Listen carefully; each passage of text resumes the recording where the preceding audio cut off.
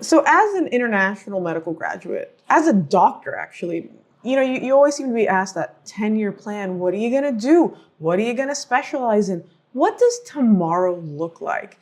And while, yeah, maybe you've chalked out some stuff or you're telling people it's going to look like X, Y, and Z, the reality is it may not actually pan out that way, especially if you decide to go abroad and start working in the UK.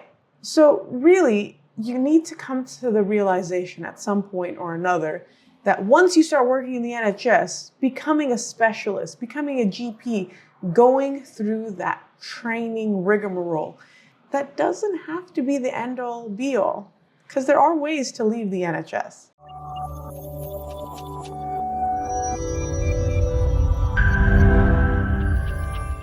So yeah, seriously, this video is going to discuss about the ways that you can leave the NHS. Really, that's it. This wasn't a clickbait type thing. We're going to actually talk about things that you can do and maybe put in your 5-year, 10-year, 15-year plan, whatever it is that you decide. There are going to be obviously some exceptions to these rules, things that you have to understand and learn before you decide to do something. The most important thing, obviously, in all of this, guys, is do your homework. I can tell you things, but what I'm telling you may not be exactly what your situation would require. Maybe there's something extra you need to do, or maybe there's something less that you would not need to do. And it's really important with any decision you make regarding your career to always understand what you need to do in your situation. All right? So that's my first important thing to get out of the way. The other thing is to remember that some of these jobs, and I'll try and mention where, if I can, about whether or not you need this extra thing or you don't need this extra thing. But again, this is why it's very important to do your homework, okay? First thing, you could work in a private hospital. Now, there are some of you who'll say, wait a second, I started out in the UK in a private hospital. That's right, you probably did if you came through certain agencies that set you up that way, but some of us started out in the NHS, and at some point you may decide to move completely into a private setting. So for these roles, you may or may not need to be a specialist or a GP, and dependent on what your background is, it may limit your progression if you don't have some sort of specialism in mind, or at least you're on track to doing something. You might be like a forever SHO or forever registrar, which isn't necessarily a bad thing. I think there is an element sometimes as doctors where we think we have to be a specialist. We have to at least be done with some sort of a training program to give ourselves a pat on the back and say we made it. But really that's not true. Ultimately, it's about what gives you that kind of satisfaction in your day-to-day life. And if you're happy, you're happy. It doesn't matter what somebody else thinks about your progression in your career. So remember that as your first instance, you could work in a private hospital as a doctor and at whatever level you currently are at. The things to keep in mind, some of these private hospital jobs, their contracts can be different. They can be more demanding. You need to understand what you're getting into. They may or may not sponsor your visa. So you may need to wait until you don't need a visa requirement, or if you're already in that situation, then hey, you're fine. But potentially if it's a role that requires you to become a specialist before you can move into it, you will more than likely already have obtained some form of settled status in the UK. The second thing you can do is be a locum doctor. Now you might stop and say, well, Breeze, I have heard on every aspect of social media that the locum market is dead. I think it's better to state it as the locum market that used to exist before there were more trust grade posts, before they put doctors on the shortage occupancy list, was definitely rampant. Like, you could pretty much do whatever you wanted in locum and find a good balance with your lifestyle. So I wouldn't say necessarily the market is dead. It's just that you might find there are specific pockets to this market, maybe in specific specialities or corners of the country where they still are struggling to find regular staff. So with the locum market, again, because it's going to be through a locum bank, if you need a visa, you're probably out of luck. But if you're already somebody who doesn't need a visa, or you've gotten to that point in your career where you're at a settled status, that's something that you can look into. The locum life offers a lot of flexibility, of course, because you can basically pick and choose when you want to work and the types of shifts and what departments. But you need to remember then that your portfolio, your experience, your background can reflect and adapt really well into a variety of specialties if you want to keep your options open for constant work. This is also still a situation where if you do become, a GP or a specialist, it's a little bit easier potentially to negotiate or find your jobs or, where you want to be at, because you have that kind of specialty already chalked out. But even if you are at an SHO or Reg level, dependent on your background, you might be able to still find something, especially if it's a department like emergency medicine. All right, the next point is probably a hot topic. I'm sure everyone's heard of health tech and the fancy new things that we can be doing either with AI or without AI. And man, it just sounds so cool. Digital health tools, diagnostic, app-based care. Yeah, it sounds really flashy, but if it's something you're interested in, look into it. All right. It's not going to come to you unless you're out there. And of course, this may be something that you then need to also be looking for how you can get ground level experience. Maybe you need to get another academic degree. Try and really see what they're looking for and what would make your application attractive that they would want to call you in for an interview. Another option is telemedicine. So with telemedicine, you're basically looking at a private company that's doing something that perhaps the NHS doesn't offer on a regular basis, or it's just an extra element of care that an individual wishes to seek. Now, the nice thing with telemedicine is, of course, there's an aspect for it to be potentially hybrid, or you could work completely from home. But because this is also a more corporate setting, the interview structure, the workplace atmosphere, it may be different to what you have grown used to in your career up until now. And if you're someone who's very much hospital medicine, seeing the patient, examining the patient, and you're no longer able to do that, you might find it a little bit more restrictive or not as fulfilling. But again, it's up to you. Again, they may or may not sponsor you in terms of your visa, and you may or may not need to be a specialist or a GP, depending on the role that they are looking for. But again, an option to consider. The next thing to consider is being like a pharmaceutical physician. So you could be part of drug development, pharmacovigilance, or clinical trials. This, a lot of times you can find in an NHS role. Sometimes you'll find it under a university. But more often than not, you will find contract research organizations or some sort of private organization that might be running this that you can get involved in.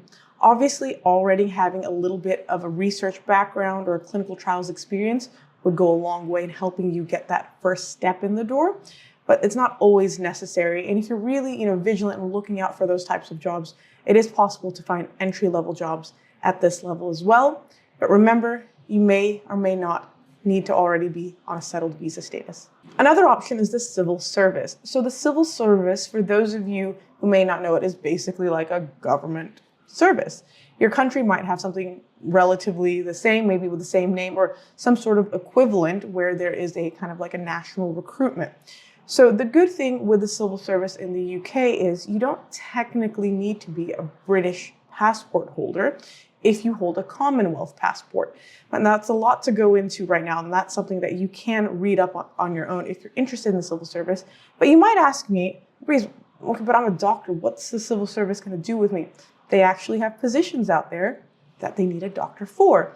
And maybe you're actually thinking, no, wait, I'll just completely rebrand myself, pick up another degree that's related to something that I saw that the civil service is hiring for, and you can move into that role.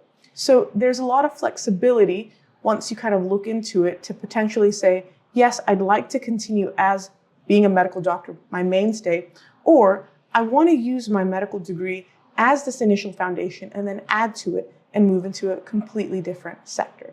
Okay, the next one's going to sound really boring, but it's a medical legal consultant. Somebody's got to be out there who's got to look at the cases and see what the lawyers have said and think about what the insurance companies want and is it good, is it bad, whatever it is. And you've probably got to be a specialist or a GP for that, if I'm completely honest with you guys, because what are they looking for? They're looking for somebody with expert knowledge who can say with their expertise that this is the way it actually should have happened, or maybe actually, no, this is the way it did happen.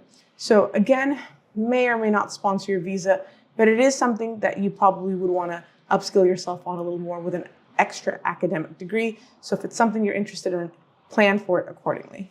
This next point, all right, so a lot of people might be like, Bees, but I've heard that this job basically is soul-sucking and awful.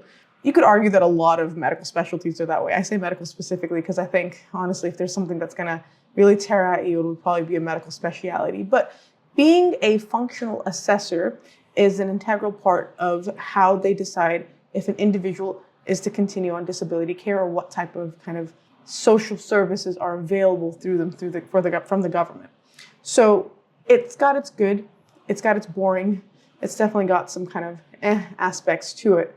But if you're interested in doing it, there are hybrid aspects to this role. There may even be remote aspects dependent on what the job requirements are. And typically they do require that you are somebody already on a settled visa status, but they usually don't require you to be considered a specialist in any sort of role. You just need some basic medicinal experience, from my understanding. But of course, the role will outline what they're looking for and what kind of experience you would need to have. So that's if it's something that you would want to consider at some point in your career, obviously have your eye on the target from now and see what they want. Okay, the next topic is probably one that everyone has asked us at some point, and it's medical education. Guys, you can get a degree in medical education and teach. You don't have to be a practicing doctor all the time. You can also, work at universities or medical schools and find that topic that you really enjoy talking about and go ahead and teach it. Now, some of them may require that you're also a specialist, because a lot of times, especially if it's a university hospital that's associated with a medical college, the individuals are working in the hospital as a consultant and they're also a professor. But that may not always be the role. But again, something to look forward and plan towards if it's what you're interested in.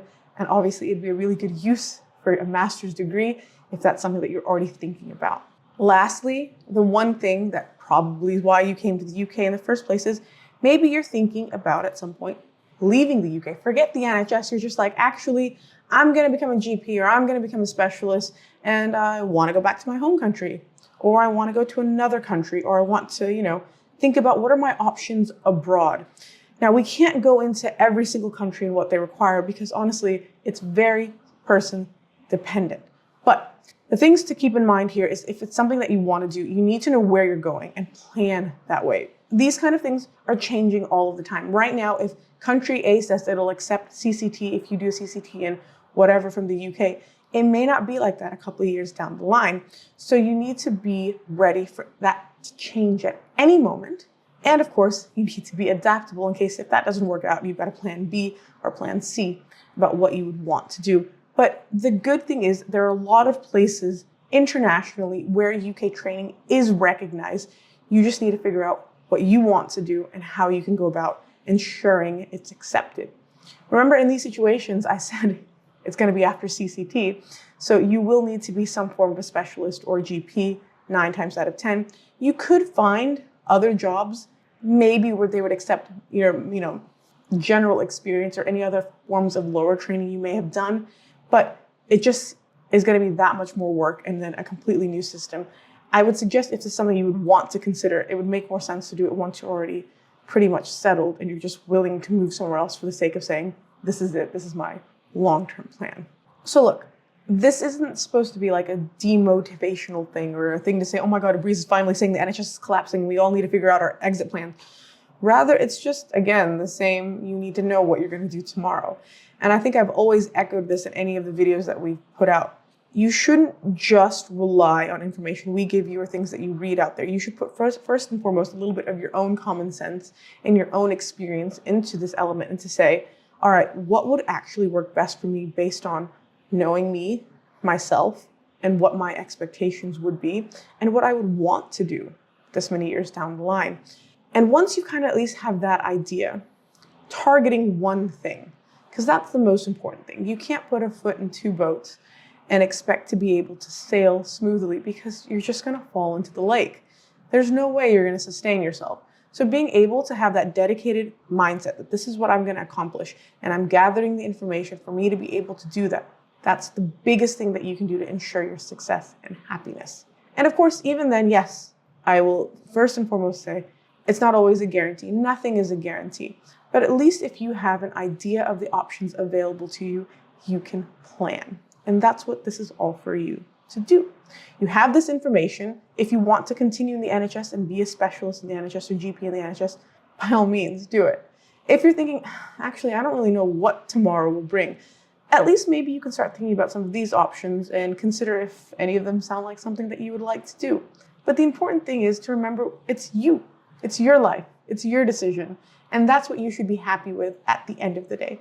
And if at any point you still feel like you want to have a conversation with us, talk about it a little more, you could always book a personalized guidance session because we are always here for you guys. So continue to follow us on all of our social media and we will see you later.